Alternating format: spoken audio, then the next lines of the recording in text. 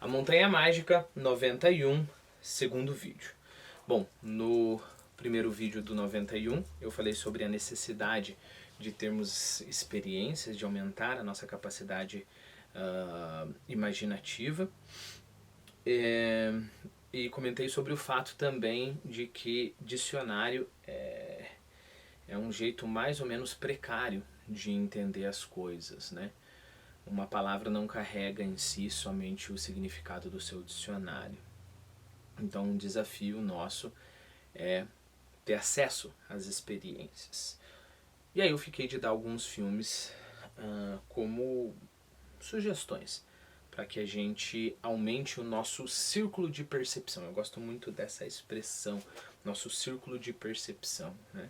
Então se eu sou uma pessoa, por exemplo, que saiu na rua e não reparo nas coisas em volta, o meu círculo de percepção é, sei lá, o carro, se eu estou dirigindo, a rua, o trânsito, se eu estou no banco do passageiro e eu fico mexendo no meu celular, meu círculo de percepção é isso daqui.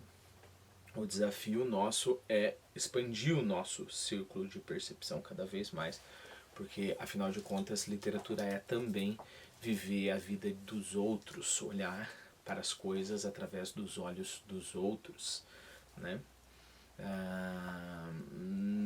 Olhar para as mesmas coisas que estão no mesmo mundo que eu estou através do olhar dos outros, né? Ainda antes de ir para as minhas indicações, deixa eu dar um exemplo de como isso acontece, né? Não com o cinema vai ser meu exemplo. Eu estava lendo um conto que vai estar aqui no canal, se não está já está gravado e eu vou disponibilizar logo. Um conto do Tolstói chamado A Campanha, se eu não estou enganado. Bom, não é tão importante assim. O importante é que no meio do conto está lá o nosso narrador andando a cavalo e é de manhãzinha e ele diz da lua, olhando para a lua já de dia, que era uma lua translúcida. Bom, se você vai para o dicionário, translúcida acho que a definição do dicionário é aquilo que deixa a luz passar, embora você não consiga olhar através dessa coisa, né? Tá bom. Conceitualmente eu entendi, né? Translúcida, mas eu estava bem longe de visualizar essa lua translúcida. Como assim? Lua translúcida? Bom, hoje eu estava vindo aqui pro CCA, estava vindo caminhando, 9 horas da manhã, e eu tive a oportunidade de olhar para a lua às 9 horas da manhã. E realmente ela é translúcida, pelo menos essa é a sensação que você tem. Parece que parte da lua tem a parte, hoje eu acho que foi a parte de cima que eu conseguia ver, a parte de baixo desaparecia no azul, né? Mas a parte de cima, a parte visível, também parece que era atravessada pelo mesmo azul. E aí eu soube exatamente o que o Tolstói quis dizer com lua translúcida. Perceba como que eu adquiri essa experiência a mais para o meu imaginário. Primeiro, eu guardei aquela impressão e admiti para mim mesmo, olha, eu entendi o que ele quis dizer conceitualmente, mas eu não consigo visualizar essa lua translúcida. E segundo, eu fiquei atento ao meu redor, né? Com a lua é fácil, não é que nem uma planta que eu tenho que, sei lá, se não tem a planta aqui no Brasil, eu vou ter que achar. Então eu olhei para a lua e consegui ver a lua translúcida. Okay? Então o que acontece digamos assim, é uma alimentação mútua entre a nossa percepção da realidade fora da literatura e a literatura. Eu acho que eu comentei isso também, mas sempre vale a pena parafrasear. O fato de a literatura me apontar para muitas coisas que geralmente eu não vejo, embora elas estejam em minha frente, lembre-se, eu já tenho 35 anos e por 35 anos eu já vi essa lua, né? Então, a literatura me aponta para essas coisas, eu abro a minha atenção e eu consigo ver essas coisas por causa da literatura, só que essas imagens elas vão alimentar a literatura novamente, porque com essas imagens a literatura vai ficar mais rica, né? E assim a gente vai criando esse círculo virtuoso, que é muito importante. Ok, sobre os filmes, deixa eu te dizer o seguinte, eu não selecionei os filmes exatamente para a Montanha Mágica, eu poderia estar indicando para você adaptações da Montanha Mágica. A propósito, não aconselho você a assistir, pelo menos não por enquanto, adaptações. Eu selecionei esses filmes porque quando eu estava lendo, veio alguns filmes na minha cabeça, por causa do frio, por causa da neve, alguns deles por causa disso, outros você vai ver que não tem, mas é somente como um mero exercício para você prestar atenção às vezes em alguma cena em específico e às vezes no filme inteiro. Então vamos lá, né? O primeiro filme que eu gostaria de indicar para você é um filme do Sam Mendes. A propósito, eu gosto de usar um site chamado IMDb, International Movie Database,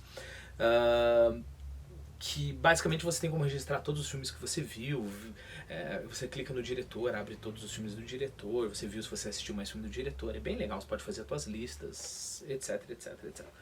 IMDb. Então, o primeiro filme é um filme do Sam Mendes, né? O Sam Mendes fez, além desse filme que eu vou indicar, um filme com o Leonardo DiCaprio chamado Foi Apenas um Sonho, também é um outro filme muito, muito bonito, embora não pelos mesmos motivos do Beleza Americana. Acho que você já deve ter assistido. Beleza Americana é um filme que por si só já vale a dica, mas eu gostaria que você prestasse atenção no momento em que eu não vou lembrar do personagem, é um personagem jovem, que é o vizinho do personagem principal, o personagem que vende drogas. Tem um momento que ele está filmando uma sacola e ele está descrevendo essa filmagem dessa sacola. É uma cena linda, uma cena muito bonita. E ele diz algo como os olhos dele enchem de lágrimas, né? E ele diz algo como: às vezes eu vejo tanta beleza em todo lugar que eu penso que eu não posso suportar, né? E é simplesmente ele prestando atenção a essa sacola. Então nesse filme, além de aproveitar todo ele, eu gostaria que você pensassem nisso, né? Até uma sacola voando não precisa ser uma planta, porque eu estou sendo naturalista aqui, né? Vamos salvar a natureza, então só a natureza é bonita. Não, uma sacola que está lá na rua, uma sacola voando, só que ele para e ele filma e ele presta atenção nessa sacola. E a sacola tem significado, e o jeito que ela voa, o jeito que ela dança no ar tem significado. Então, outros filmes do Sam Mendes valem a pena também. O Meu Irmão, cujo gosto eu confio enormemente para cinema, disse que o mais novo filme do Sam Mendes, chamado 1917, é simplesmente uma obra-prima. É assim, algo fora do sério. Então fica também a dica desse filme, para mim também, porque eu nunca assisti. Depois disso, eu gostaria de indicar um filme chamado 4 meses, 3 semanas e 2 dias. 4 meses, 3 semanas e 2 dias. Do Cristian Mungiu. Ele é um diretor da Romênia. Esse pelo filme inteiro, pelo ritmo do filme, pelo modo como o filme, a câmera presta atenção às coisas. Não tem tantas paisagens assim, mas é um filme que vale muito a pena assistir. Eu acredito, do mesmo diretor Cristian Mungiu, tem um outro filme chamado Além das Montanhas. Além das Montanhas. Esse sim é um filme que, se eu não me engano, vão ter algumas... Ele se passa num lugar muito frio, vai ter cena de pessoas andando no frio, e a câmera tem paciência para ficar notando essas coisas. Então acho que isso talvez possa ajudar no nosso imaginário de lugares frios. Mas também é um filme que por si só merece todo louvor. É um must, com certeza absoluta, é um must. Na verdade, todos os filmes que eu estou indicando para você são um must.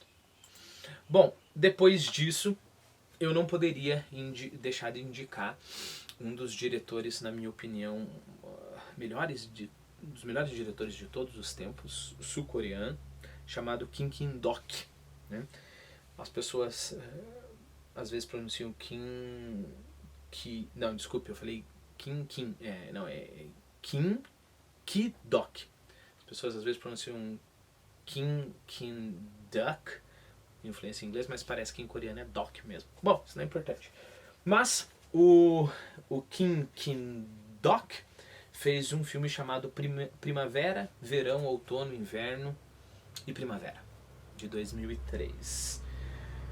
Um filme extremamente contemplativo, mas assim, é de um silêncio espiritual profundo. Eu não sei descrever, eu não estou tentando ser poético, é só o jeito que eu sei descrever.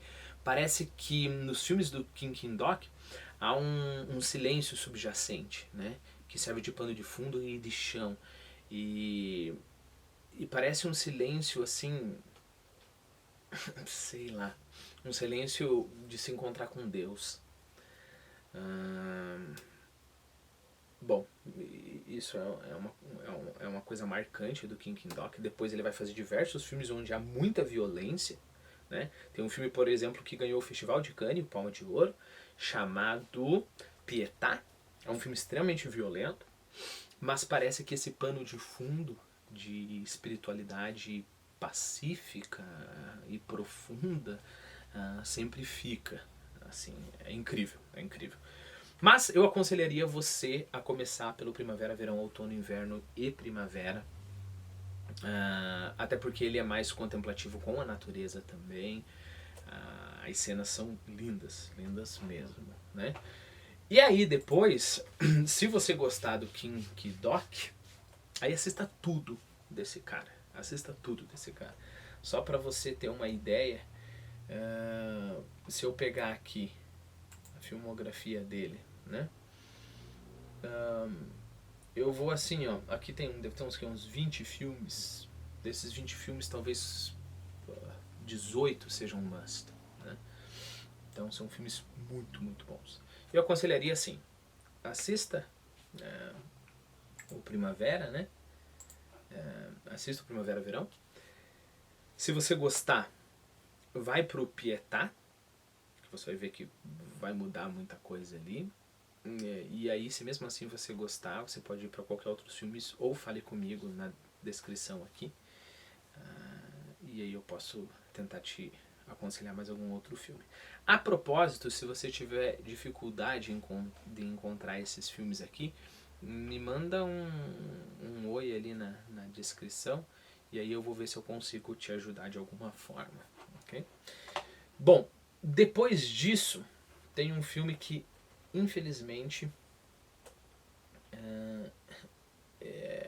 é um pedido também. O nome do filme, no original, é Car Beyaz. Car Beyaz. Mas em inglês é White as Snow, branco como a neve. White as Snow.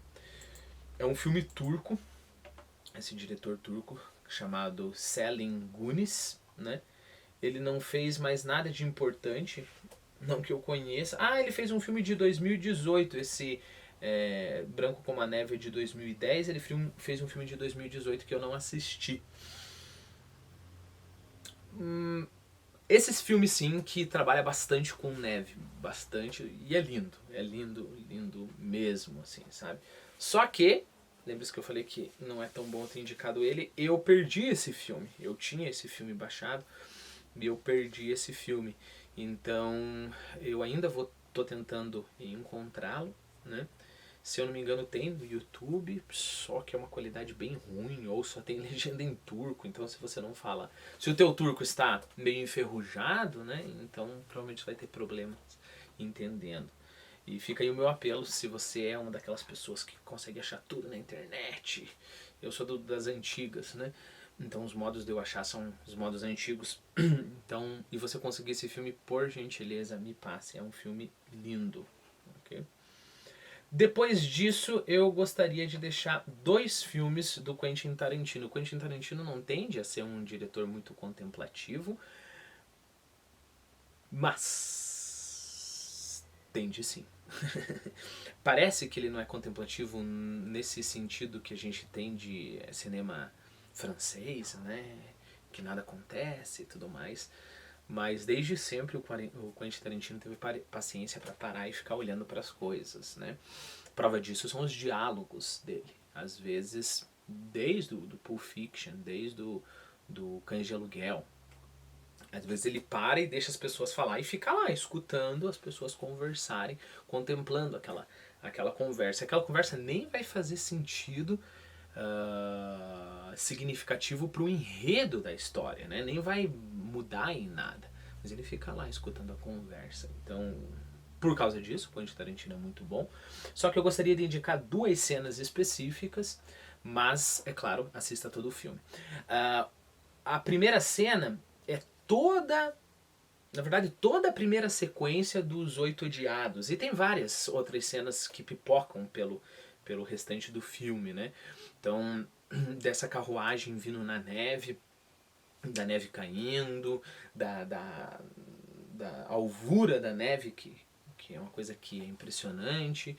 Então acho que vale a pena. Então as primeiras sequências e durante o filme tem mais algumas cenas também. Um outro filme do Quentin Tarantino, que na minha opinião está lá entre os melhores dele, é o Bastardos Inglórios, né?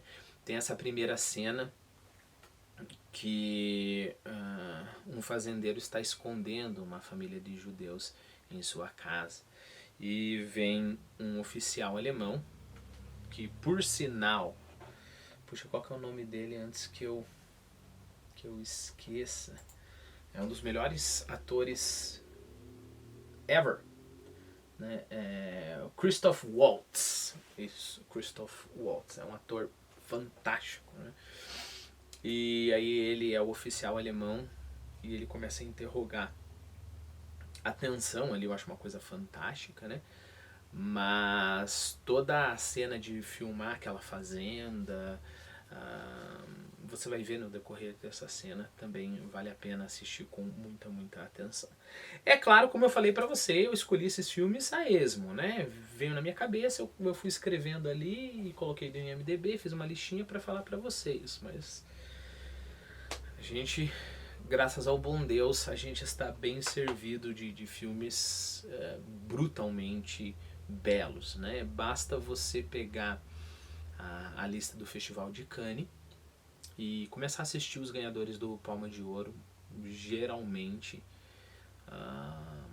são todas obras de arte. Aí você pega os indicados ao Palma de Ouro, que geralmente é o que? Uns 15, 20 filmes por ano.